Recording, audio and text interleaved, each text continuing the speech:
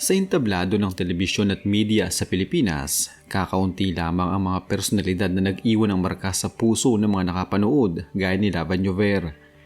Hindi lamang siya isang simpleng reporter o host, siya ay naging simbolo ng sigla, pag-asa at tunay na koneksyon sa mga ordinaryong mamamayan. Sa bawat umaga, sa entablado ng unang hirit at kahit sa mga maagang pagulat sa kalsada, hindi nawawala ang kanyang masiglang presensya at ang pamilyar na pahayag na smile naman dyan and everything. Ang buhay ni Love ay tulad ng mahabang kwento ng pagsusumikap, pagbangon mula sa kahirapan at pagiging inspirasyon, hindi lamang sa telebisyon, kundi sa mga pamilyang Pilipino na naghahanap ng magandang umaga at bagong pag-asa sa bawat araw. Ipinanganak si Lavella Lavanyover Lianco noong Pebrero 21, 1976 sa Alang-Alang Leyte sa Visayas, sa isang simpleng pamilya na dumaranas ng kahirapan noong kanyang kabataan. Lumaki siya sa isang kapaligiran kung saan ang pang-araw-araw na buhay puno ng pagsubok at pangangailangan. Ang kanyang pamilya umaas sa maliit na kita mula sa agrikultura at iba pang gawaing manual upang mabuhay. Sa murang edad, naranasan niya magbenta sa palengke mula sa mga gamit hanggang sa isda upang makatulong sa pangangailangan ng kanilang pamilya at magkaroon ng sariling pagkakakitaan. May mga pagkakataon pa nga na ang kanyang ina ay nagtrabaho bilang bus conductor sa Maynila, isang trabaho na nagbigay ng pagkakataon kay Love na makapag-aral sa lungsod kahit na dadalhin nito ang kahirapan at diskriminasyon sa harap niya.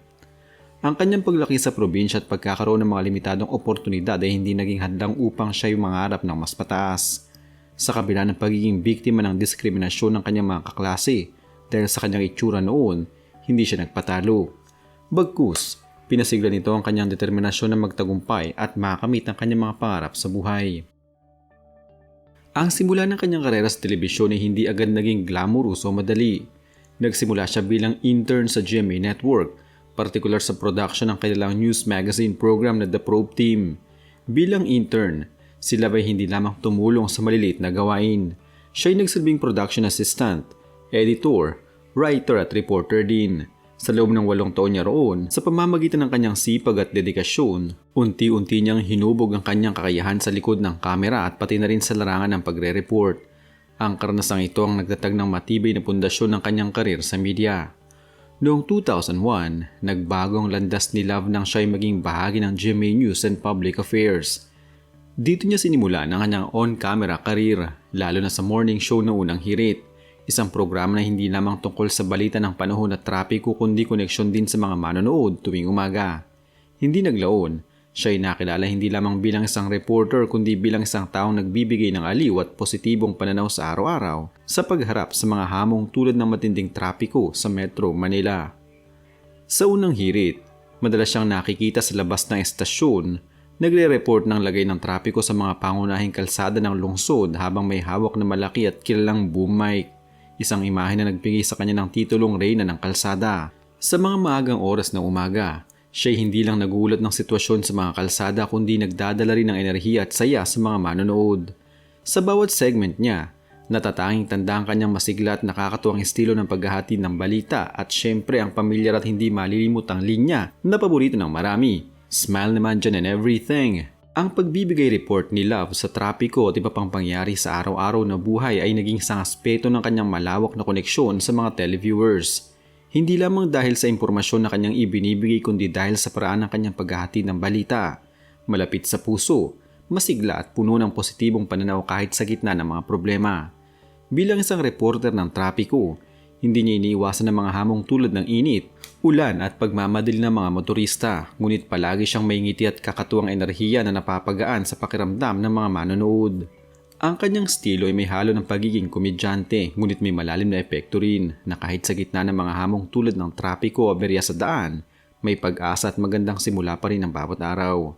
Ito rin ang dahilan kung bakit maraming taong kumakapit sa kanyang mga segment sa telebisyon, hindi lamang para sa impormasyon, kundi para sa uplift ng kanilang kalooban simula pa lamang ng araw. Bukod sa kanyang pagiging reporter sa unang hirit, sila ba'y hindi lamang limitado sa isang programa. Nagkaroon siya ng iba't ibang proyekto sa telebisyon sa ilalim ng GMA News and Public Affairs at ibang segments. Isa na rito ang pagkakaroon niya ng sariling show na Lovely Day, isang infotainment program na tumakbo mula 2004 hanggang 2009. Naging host din siya ng iba pang programang tulad ng Sunnyville, Happyland at Hanep Buhay. pagpapakita ng kanyang versatility bilang host at kakayahang maghatid ng iba't ibang uri ng content sa telebisyon. Bukod pa rito, hindi lamang siya basta host. Si Love ay naging bahagi rin ng mga news coverage na nag-iwan ng impact sa publiko. Halimbawa, isa siyang reporter noong malakas na bagyong Yolanda na nagdala ng malawakang pinsala sa Visayas. Sa mga ganitong coverage, makikita ang seryosong bahagi ng kanyang trabaho bilang journalist kung saan ang layunin ni hindi lamang maghatid ng balita kundi magbigay din ng impormasyon at tulong sa mga nangangailangan. Ang mga dahilan kung bakit tinanggap at minahal ng publiko si Lava Ñover ay nagugat sa kanyang pagkatao, kasiglahan at kakayahang magdala ng positibong vibe sa telebisyon. Una, ang kanyang personalidad ay tunay na relatable at hindi artipisyal. Ang mga manonood ay nakakita sa kanya ng isang taong parang kapitbahay lamang na palaging may ngiti at masiglang bati tuwing umaga.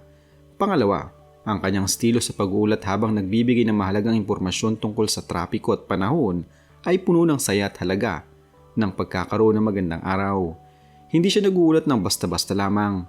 Siya ay nag-uulat ng may pag-asa at inspirasyon at iyon ay tumimo sa puso ng mga taong umiinom ng kape tuwing umaga at naghanap ng magandang simula sa araw. Pangatlo, si Love ay isang taong nagmula sa simpleng pinagmulan at ipinakita niya na kahit sino ay makakaabot ng tagumpay basta may tiyaga at puso. Ang kanyang buhay ay isang halimbawa ng pag-angat mula sa hirap at marami ang humanga sa kanyang determinasyon at pagiging grounded kahit sa gitna ng tagumpay. Bagamat karamihan sa kanyang karera ay puno ng suporta at pagkilala, hindi rin naiwasan ni Love ang mga pagkakataong may negatibong puna mula sa publiko. Isang insidente na umabot sa balita ay ang pagtanggap niya ng basher comments sa social media na humuhusga sa kanyang boses at estilo ng pag-uulat na tinawag ng ilang netizens na annoying.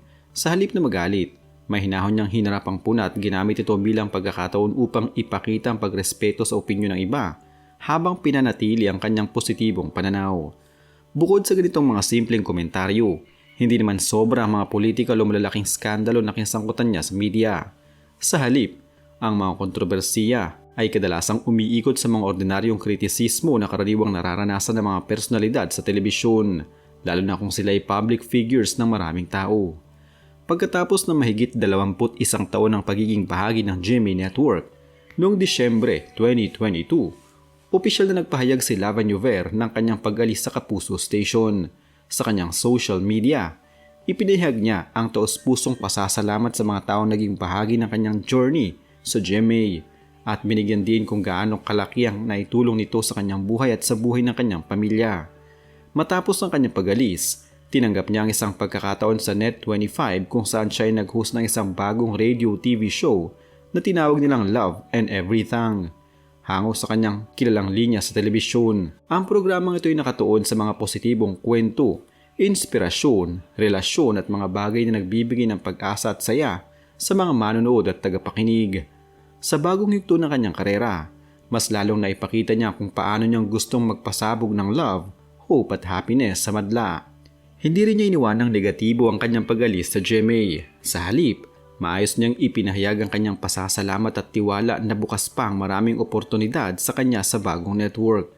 Ang paglipat sa Net25 ay nagbigay sa kanya ng bagong platform upang may pagpatuloy ang kanyang misyon na maghatid ng inspirasyon at positibong mensahe sa publiko. Sa personal na buhay, mas kilala si Love hindi lamang bilang isang media personality kundi bilang isang mapagmahal na ina at partner.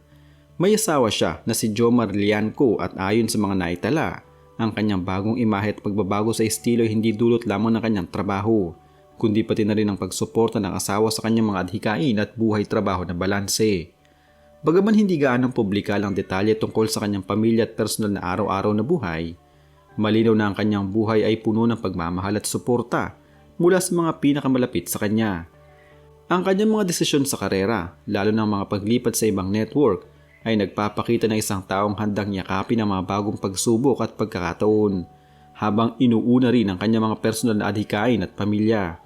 Sa kabuuan, ang buhay at karera ni Lava Ñover ay puno ng inspirasyon, determinasyon at positibong pananaw sa buhay. Mula sa pagiging isang batang nagbenta sa palengke sa kanyang probinsya hanggang sa pagiging isang kilalang personalidad sa telebisyon na kilala bilang Reyna ng Kalsada, ipinakita niyang tagumpay ay hindi lamang nasusukat sa taas ng posisyon o dami ng kilig sa telebisyon, kundi sa kung paano mo hinaharap ang bawat araw na may ngiti, pusong bukas sa pag-asa at dedikasyon sa iyong propesyon. Ang kanyang trademark na linya, "Smile naman dyan and everything," ay hindi lamang simpleng pagbibigay utos sa mga manonood na ngumiti. Ito ay mensahe ng pag-asa, katatagan at positibong pananaw sa mga hamon ng buhay. Ito ang dahilan kung bakit marami ang humangat patuloy na sumusubaybay sa kanyang journey, kahit sa bagong yugto ng kanyang karera sa Net25.